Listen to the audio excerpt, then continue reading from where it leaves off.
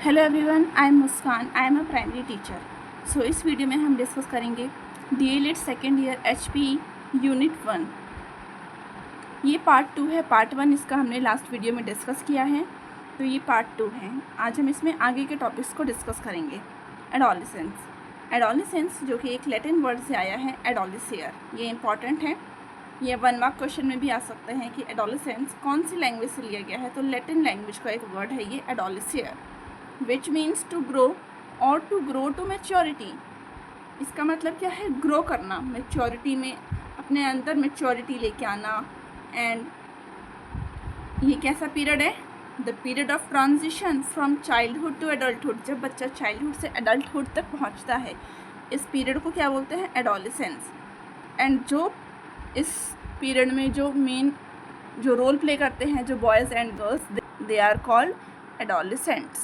Now come to, according to Jersil, adolescence is that span of years during which boys and girls move from childhood to adulthood mentally, emotionally, socially and physically. Jersild के according adolescence एक वो time period है जिसमें boys and girls childhood to adulthood move करते हैं, but किन terms में? Mentally, emotionally, socially and physically. 2-3 अलग अलग आपको ऑथर्स की डेफिनेशन इसमें मेंशन करनी पड़ेगी, तभी आपको मार्क्स मिलते हैं। सैडलर की डेफिनेशन भी आप देख सकते हैं। Now come to characteristics. Adolescence के क्या कैरेक्टरिस्टिक्स होते हैं? जो टाइम पीरियड है एडोलेसेंस, उसकी हम कैरेक्टरिस्टिक्स को देखते हैं। First, physical changes. इसमें क्या आते हैं बॉयज़ एंड गर्ल्स में? Physical changes. Second, stage of maturity और प्यूबर्टी। ये जो एज अभी हमने ऊपर पढ़ा है कि इसको क्या बोलते हैं? एडोलिसियर का मीनिंग है टू ग्रो और टू मैच्योरिटी। वही चीज़ यहाँ पे ये कैरेक्टरिस्टिक्स में भी आप इसे डाल सकते हैं कि ये मैच्योरिटी के स्टेज है। इसमें जो एडोलिसेंट्स होते हैं वो अपने आप को ग्रो, मैच्योर फील करते हैं कि हाँ, हम तो बड़े हो गए हैं, हम कुछ भी कर सकते हैं। Period of development and adjustment. ये डेवलपमेंट का पीरियड है एंड एडजस्टमेंट का पीरियड है। इसमें बच्चे की जो फिज़िकल बॉडी होती है उसमें बहुत सारे चेंजेस होते हैं, तो इसमें डेवलपमेंट्स होते हैं। And period of revolutionary changes. Obviously this period is also revolutionary changes. Problems of adolescents. First, physical problem of aggressive behaviour, lack of stability, adjustment, mental problems and emotional problems. इसमें बच्चा physically, mentally, emotionally रूप से क्या होता है? बहुत ज़्यादा aggressive होता है। Come to next point, priority health issues specially of adolescent girls. ये आप देख सकते हैं, कुछ पॉइंट्स हैं, important points which you can use in your exams. Next is management of adolescents problems. ये जो प्रॉब्लम्स अभी हमने देखी ऊपर, इनको हम कैसे मैनेज कर सकते हैं? तो guidance of the parents, provide suitable environment, ये सारी चीज़ें आप देख सकते हैं। Our next topic is foods and nutrition. बहुत ही सिंपल एंड इजी टॉपिक है, बट इसके बारे में भी हमें पढ़ना पड़ता है कि फूड क्या है। खाने को हमें डिफाइन करना है, इसमें खाना क्या होता है? फूड। चलिए, food refers to a substance we eat including all its variety. Some of those substances are good for health while others food may be enjoyed for taste. सही बात है, फूड क्या है? एक सब्सटेंस है जिसे हम अलग अलग डिफरेंट वैराइटीज़ में कंज्यूम करते हैं। कुछ जो होते हैं वो हेल्थ के लिए अच्छे होते हैं, और कुछ जो होते हैं जिनका टेस्ट अच्छा होता है। ज़रूरी नहीं जो हेल्थ के लिए अच्छे उनका टेस्ट भी अच्छा हो, और जो टेस्ट में अच्छे होते हैं वो ज़रूरी नहीं वो आपकी हेल्थ के लिए भी अच्छे हों। Food is a substance which produces heat and energy. Food is one of the basic necessities of life. It is required for several purposes. Food is necessary for proper growth and to maintain various activities of life. We need food to survive। कितनी easy language में लिखी गई है, आप पढ़ते जाइए और समझते जाइए। Nutrition. Nutrition is defined as the science of food and its relationship to health. Nutrition क्या है? जो फूड से मिलने वाले जो चीज़ें होती हैं आर कॉल्ड न्यूट्रिशन, और उसका हेल्थ के साथ क्या रिलेशन है फूड का, वो होता है nutrition. In other words, it can be said that nutrition is the science of foods which deals with the dynamic process in which the food consumed is digested, nutrients are absorbed, distributed to the tissues for utilization, and wastes are disposed of the body. Classification of food. Food को हमने 3 parts में divide किया है. Classification of foods. Foods are divided into 3 parts. Energy yielding foods, body building foods and protective foods. Energy yielding foods में वो foods होते हैं जो हमें क्या देते हैं, carbohydrates and fats. Body building foods में प्रोटीन रिच फूड होते हैं. प्रोटेक्टिव फूड जिनमें प्रोटीन्स, विटामिन्स एंड मिनरल्स होते हैं, वो वाले फूड कहते हैं प्रोटेक्टिव फूड.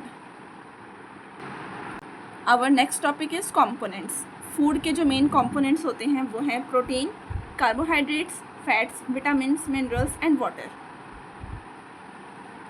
चलिए एक एक करके ब्रीफली सबको डिस्कस कर लेते हैं. प्रोटीन. Body builders. ये बहुत ज़्यादा शॉर्ट नोट्स हैं जो बहुत इम्पॉर्टेंट हैं और इनके बारे में मैंने एक वर्ड लिखा है बॉडी बिल्डर्स, तो आप इनको, मैंने 2 वर्ड्स लिखे हैं बट आप इन्हें 2 लाइन्स में डिस्क्राइब कर सकते हैं कि प्रोटीन क्या होते हैं. प्रोटीन वो होते हैं जिन्हें बॉडी बिल्डर्स के नाम से भी जाना जाता है. ये हमारी बॉडी को बिल्ड करने में हमारी हेल्प करते हैं, हमारी ग्रोथ एंड उसकी अगर कुछ टिश्यूज़ या फिर कुछ बॉडी में कुछ चीज़ें टूट जाती हैं तो उसको रिपेयरिंग में जो सबसे ज़्यादा हेल्प करता है वो करता है हमारा प्रोटीन. ओके, इसीलिए इसको बॉडी बिल्डर कहते हैं.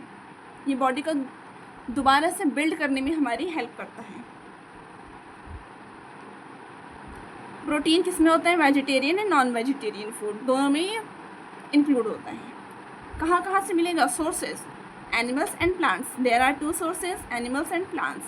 Animals include eggs, milk, meat, fish, poultry. Plants, vegetables, grains and beans. इसके फंक्शंस. रिपेयर करते हैं हमारे repairs body tissues, affects hair and muscles, keeps everything working. इसी की वजह से हम अपने सारे काम कर पाते हैं. देखा होगा कुछ लोग बहुत ज़्यादा लेज़ी होते हैं, उन्हें बहुत जल्दी थकान हो जाती है. इट मीन्स उनमें प्रोटीन की कमी है. चलिए आगे देखते हैं कार्बोहाइड्रेट्स. ये हमारा मेन बल्क है डाइट का, मेन सोर्स ऑफ एनर्जी. हमारी पूरी बॉडी को जो सबसे ज़्यादा एनर्जी की जो रिक्वायरमेंट होती है वो कहाँ से मिलती है हमें. जो हमें एनर्जी की रिक्वायरमेंट है वो कौन हमें फुलफ़िल करता है, carbohydrates. Our body breaks carbohydrates down and turn them into a sugar called glucose. Carbohydrates helps in the metabolism of fats. 3 main sources हैं इनके, starch, sugar and cellulose. Sources. Now you can see the some sources like bread, cereals, rice, sweet potatoes, मेज.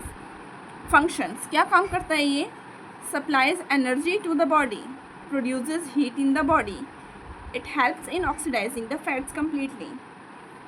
तो ये कुछ important functions हैं. ये वो notes हैं जो मैंने अपने डीएलएड के टाइम पे बनाए थे, तो जिससे मेरे को मेरी एग्ज़ाम्स में बहुत ज़्यादा हेल्प हुई थी. आप भी इसे देख सकते हैं, इससे आपकी भी हेल्प हो सकती है. आपके भी एग्ज़ाम्स आएंगे तो उसमें ये काम आ सकते हैं. बहुत ज़्यादा शॉर्ट नोट्स हैं, मैंने ज़्यादा लेंदी नोट्स नहीं बनाए, शॉर्ट नोट्स हैं, बिल्कुल क्रिस्प हैं. Fats. Compound of fatty acid and contain carbon, hydrogen and oxygen. Compound होता है ये फैटी एसिड का और इसमें 3 चीज़ें मेन इंक्लूड होती हैं, carbon, hydrogen and oxygen. They are called concentrated source of energy and ये better source of energy than carbohydrates. Fats can be stored in the body. It is also known as the fuel food. आप ये भी इसे कह सकते हैं, fats को क्या कहते हैं हम, फ्यूल फूड. सोर्सेज. इसके भी एनिमल सोर्सेज हैं and vegetable sources. Ghee, butter, fish, various edible oils, groundnut, mustard, cotton seed etcetera. Okay, चलिए नेक्स्ट इसके functions. Make up our body healthy, help our body to clot when we get a cut. This is very important point. Help to absorb important nutrients, protect our organs from getting burnt. अब हम इसके vitamins के बारे में देख लेते हैं. Vitamins are complex chemical substances required by the body in a very small amount. Vitamins हमें जैसे भी हमने देखी कार्बोहाइड्रेट, फैट्स जो कि हमें लार्ज क्वांटिटी में चाहिए, but vitamins are not required in that amount, required by the body in a very small amount. They do not yield energy but act as a catalysts in various body process. ये हमें short amount में चाहिए होते हैं. Vitamins cannot be manufactured in the body in sufficient amounts. They have to be supplied through diet. जो vitamins होते हैं ये हमारी बॉडी में नहीं बनते, इसीलिए हमें इन्हें बाहर से लेना पड़ता है. There are 13 vitamins needed by the body. 13 vitamin है जो हमें बाहर से इनटेक करना पड़ता है. कुछ इंपॉर्टेंट है A, D, E and K. क्या काम है इसके विटामिन की, क्या why it is important for our body? It is needed for the health of the mucus membrane and skin, connected with growth and specially skeletal growth. हमारे जो skeleton जो brain की ग्रोथ है उससे कनेक्ट है ये. Crucial role in normal vision, helps in digestion and increase appetite. Water एक fine solvent है and a medium in which most of the chemicals reactions connected with the metabolism and life. हमारे जो stomach में जो बहुत सारे reactions होते हैं, HCl होता है, तो जब हम फूड इनटेक करते हैं अपनी बॉडी में तो बहुत सारे कुछ रिएक्शंस होते हैं for the digestion of our food, तो उसमें वाटर नीडेड है. Man cannot live without water and it is the best fluid to drink in any form. 75% of the body consists of water. Okay, next topic is functions. Functions of water. Elimination of poisonous elements and waste products from the body in the form of sweat and urine. क्या काम करता है? जो हमारी body में जो कुछ poisonous elements होते हैं उनको स्वेट एंड यूरिन के थ्रू बाहर निकलता है वो. It helps in the digestion of food. It saves the bones from becoming brittle and dry. It helps in the circulation of blood. तो वाटर हमारी बॉडी के लिए क्यों ज़रूरी है? You can see the various reasons. Okay.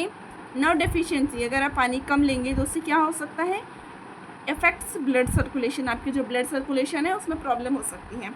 Affects heat regulating machine. So आज के लिए इतना ही रखते हैं. नेक्स्ट वीडियो में हम डिस्कस करेंगे balance diet and some most important topics like malnutrition. ये वीडियो काफ़ी लंबी हो गई है, तो नेक्स्ट वीडियो में हम ये सारी चीज़ों को डिस्कस करेंगे. आई होप ये वीडियो आपको अच्छी लगी होगी, पसंद आई होगी. अगर आपको ये वीडियो पसंद आई then please like, comment and subscribe. मिलते हैं नेक्स्ट वीडियो में.